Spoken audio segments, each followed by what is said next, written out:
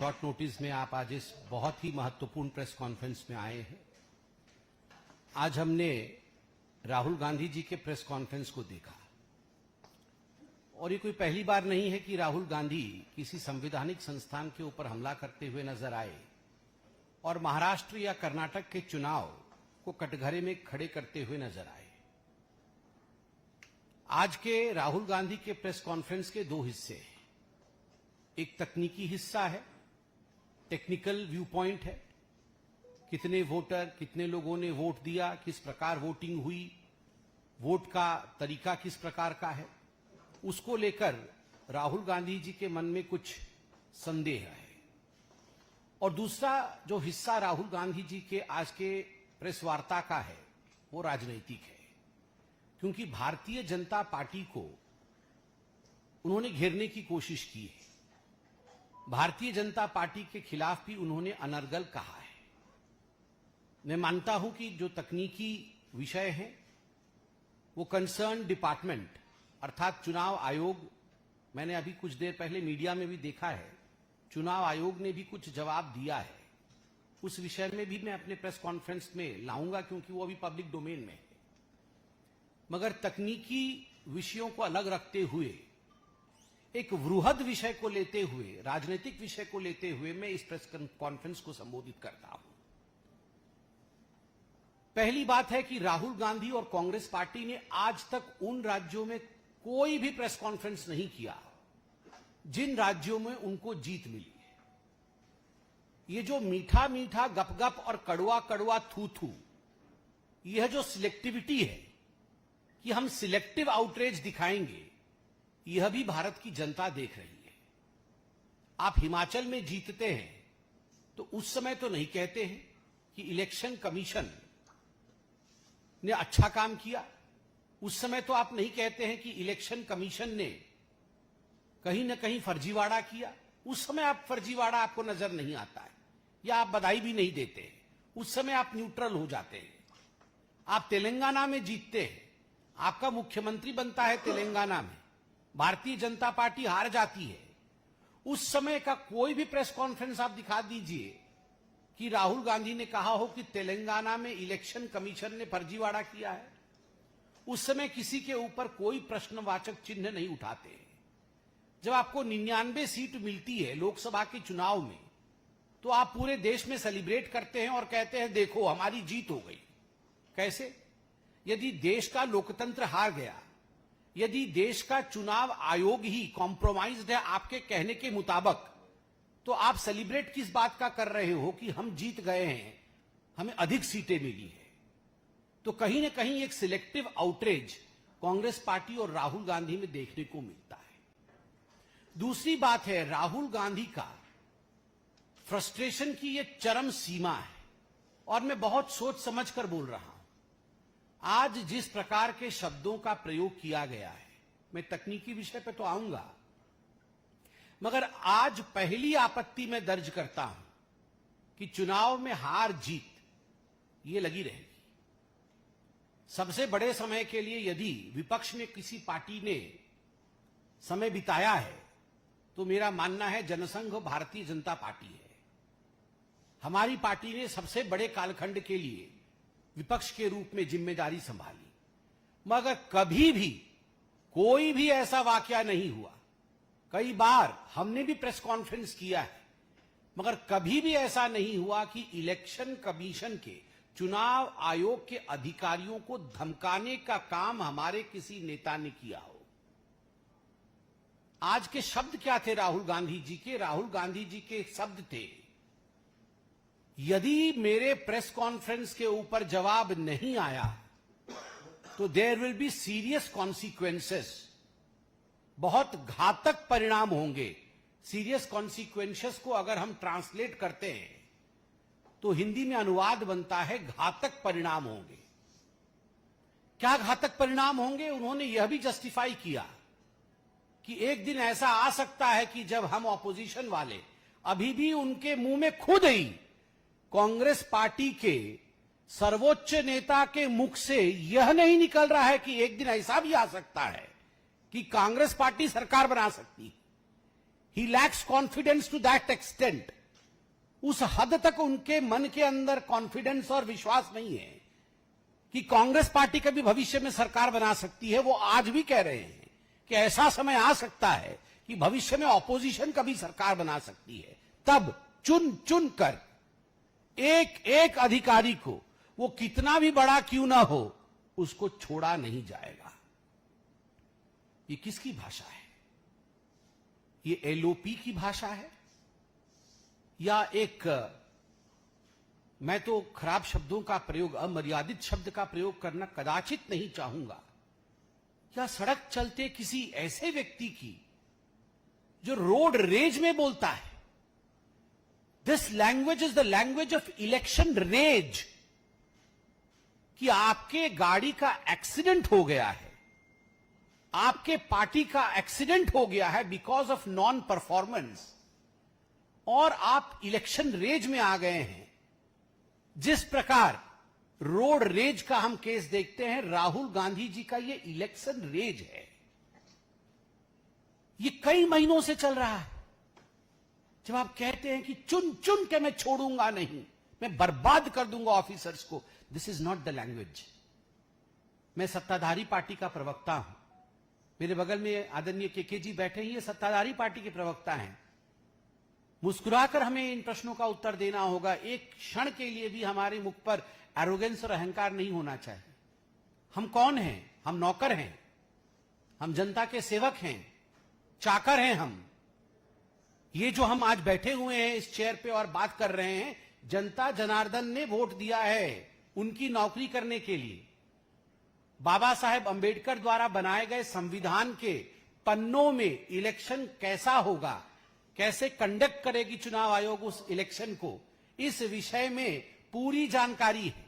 और बाबा साहब ने यह भी लिखा है अपने संविधान में कि यदि कोई आयोग अपना काम ठीक से नहीं करती है तो कोर्ट भी है। आप कोर्ट की दरवाजे को भी खटखटा सकते हैं। मैं आज राहुल जी से पूछना चाहता हूं, राहुल जी, अभद्र शब्दों का तो प्रयोग आपने कर लिया, मगर विनम्रता के साथ क्या आप कोर्ट गए? Did you file a petition against this? 288 candidates ने शायद आपके लड़े होंगे, 288 आपके और ऑपोजिशन वालों के महाराष्ट्र में लड़े होंगे। आपको लगता है अगर अधिकांश जगह वोट की चोरी हुई, votes were destroyed, so what kind of leader you are? आप कैसे लीडर हैं जो आपने अपने ही पार्टी के सदस्यों को यह तक नहीं गाइड किया कि जो प्रिस्क्राइब टाइम पीरियड होता है उसके अंदर आप तुरंत कोर्ट जाइए, कोर्ट में जाकर आप वहां पर ये दस्तावेज जो हम आपको दिखा रहे हैं वो दस्तावेज दिखाइए, आप कोर्ट में केस करिए। मगर no, Rahul Gandhi did not go to the court. मुझे तो आश्चर्य हुआ, उनके जो प्रॉक्सी कोर्ट में गए थे, राहुल गांधी नहीं गए मगर प्रॉक्सी गए।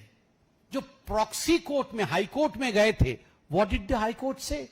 हाई कोर्ट का जवाब है, Bombay high court dismisses plea alleging irregularities in Maharashtra assembly polls। Bombay high court ने फटकार लगाई और साथ में बॉम्बे हाई कोर्ट कहती है gross abuse of the process of law. ये जो रिट पिटीशन जिसने भी दाखिल किया है उनके खिलाफ कहती है ये ग्रॉस अब्यूज ऑफ लॉ है। आगे चल के बॉम्बे हाई कोर्ट की जो खंडपीठ है जिसमें जस्टिस JS कुलकर्णी और जस्टिस आरिफ डॉक्टर हैं, उन्होंने बड़े स्पष्ट रूप से कहा है,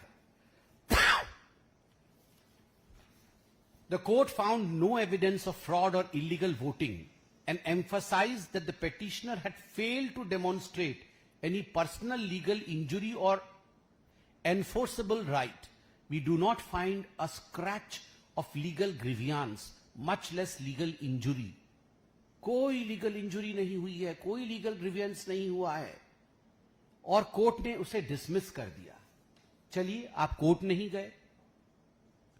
मैं अभी आने से पहले थोड़ा बहुत रिसर्च कर रहा था कि राहुल गांधी जी इलेक्शन कमीशन से तो सवाल पूछे ही होंगे।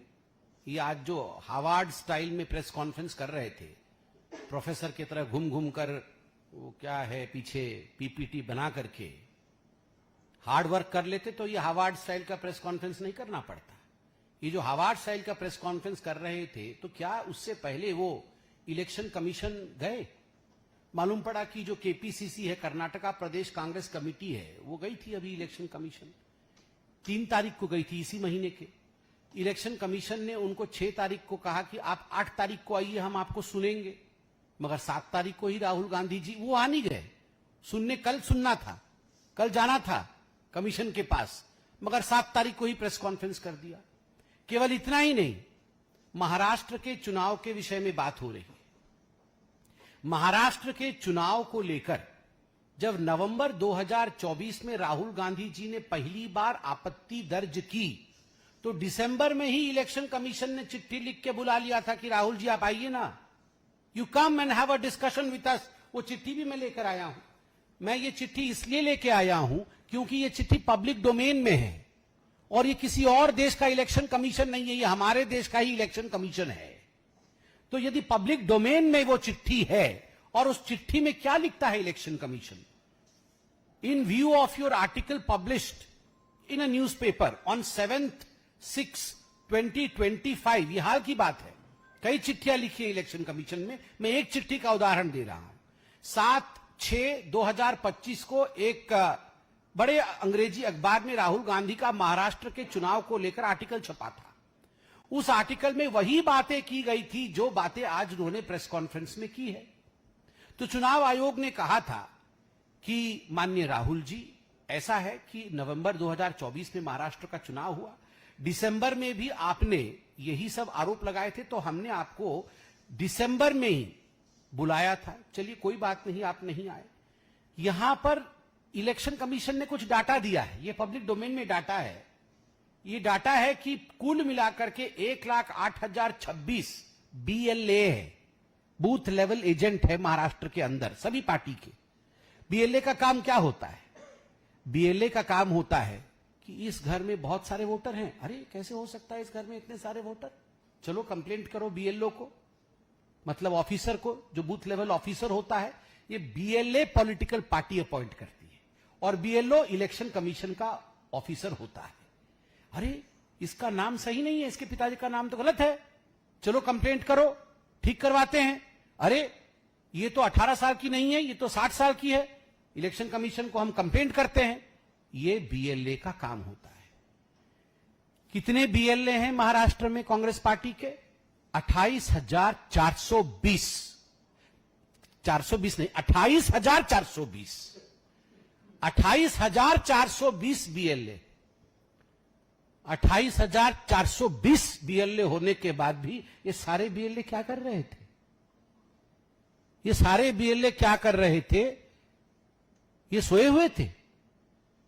ये किसके घर में किसका कितना वोटर निकला, किसकी कितनी लिस्ट है, किसका नाम क्या है, ये इन्होंने क्यों नहीं देखा?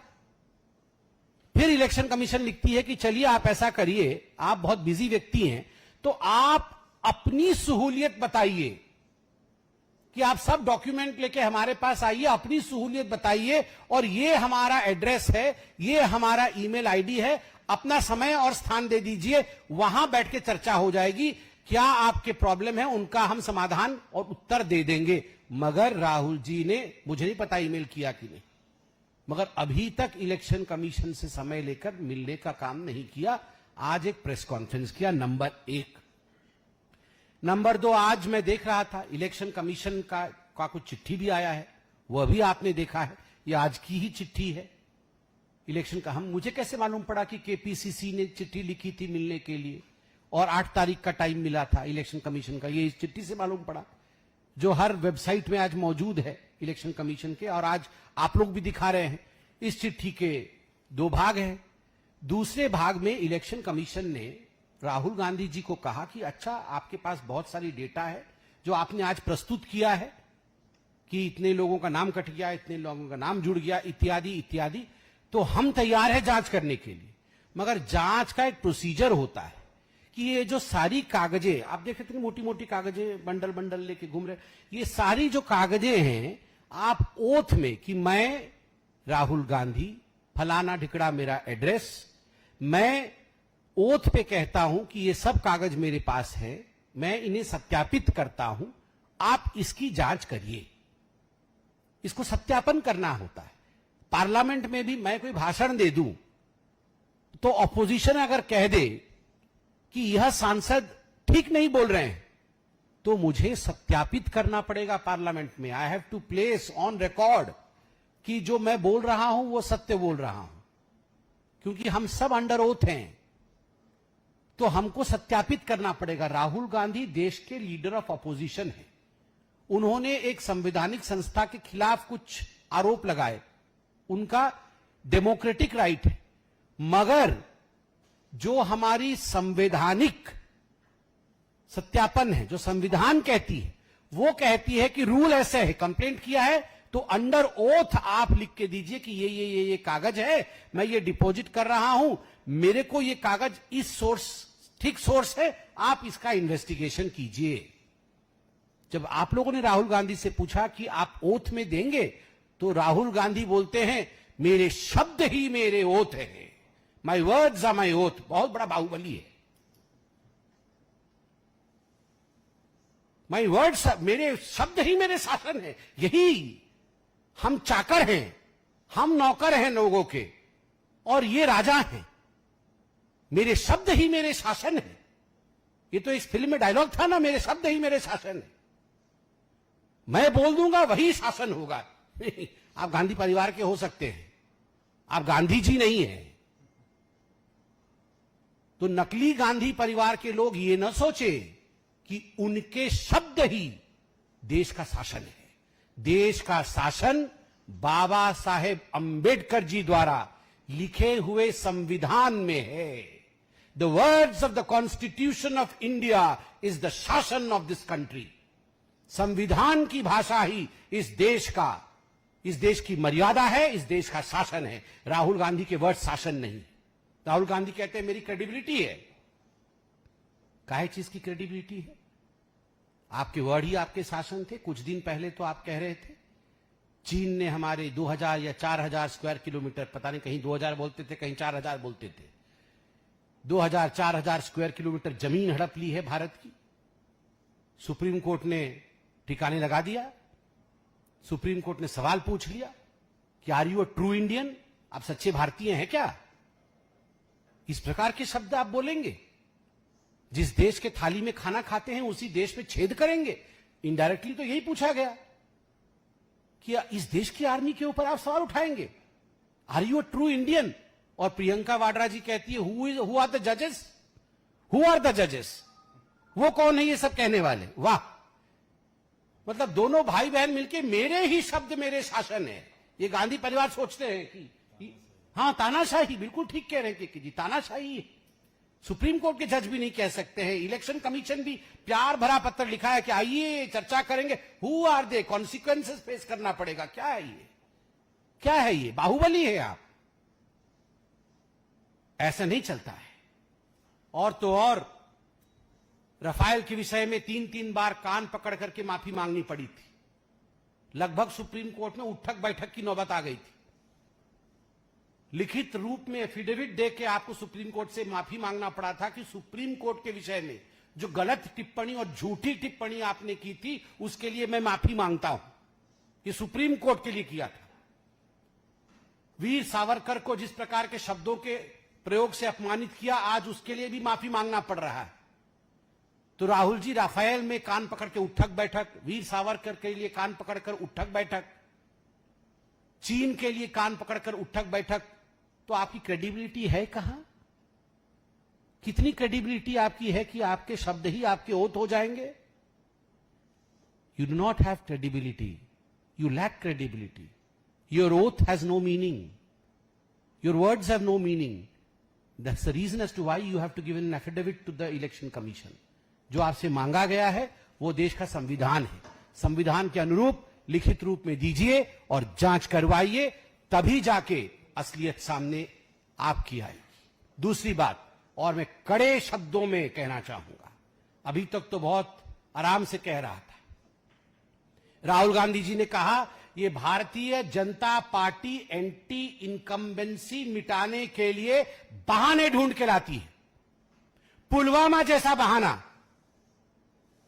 पुलवामा बहाना था? मैं देश से पूछता हूं, आज जो राहुल गांधी जी ने कहा कि पुलवामा एक बहाना था एंटी इनकम्बेंसी को मिटाने के लिए, ऑपरेशन सिंदूर एक बहाना था एंटी इनकम्बेंसी को मिटाने के लिए, क्या अर्थ है? उसका अर्थ है भारत ने ही अटैक कराया अपने देश पे और सारी जिम्मेदारी पाकिस्तान पे मढ़ दिया, और पाकिस्तान पे अटैक करके, मतलब जो वो कहते हैं हम तो अटैक करते नहीं, हम तो बुद्ध की देश है, हम तो अपने सिटीजन्स की रक्षा करते हैं, और पाकिस्तान के साथ इस प्रकार का प्रपंच रच के एंटी इनकम्बेंसी को मिटा दिया और वोट गेन करने की कोशिश की। यही कहना चाहते हैं आप? राहुल गांधी, इसीलिए सुप्रीम कोर्ट ने आपसे पूछा, are you a true Indian? Pulwama को आप अगर बहाना बोलेंगे, ऑपरेशन सिंदूर को यदि आप बहाना बोलेंगे, आपने एयर स्ट्राइक और सर्जिकल स्ट्राइक पे सबूत मांगा था, देश के संवैधानिक संस्थाओं को कहेंगे कि सीरियस कॉन्सिक्वेंसेस होंगी, बहुत क्षति आपकी होने वाली है, हम आपको छोड़ने वाले नहीं हैं, तो देश की जनता वैसे भी आपको एक्सेप्ट नहीं करती है, ऐसे भी आपको एक्सेप्ट नहीं करेगी। और अभी तो सुप्रीम कोर्ट ने पूछा है, तो सुप्रीम मोस्ट कोर्ट, जो सुप्रीम कोर्ट से भी ऊपर है, वो है जनता जनार्दन की कोर्ट। वह आपको गद्दार बोलना शुरू कर देगी, वह कहेगी कि आप गद्दार हैं, you are not an Indian, आप ट्रेटर हैं, इसलिए बचिए, अपनी रक्षा पहले करिए, ऐसे शब्दों से अपने आप को बचाइए। बहुत बहुत धन्यवाद। कोई प्रश्न हो तो अवश्य पूछिए।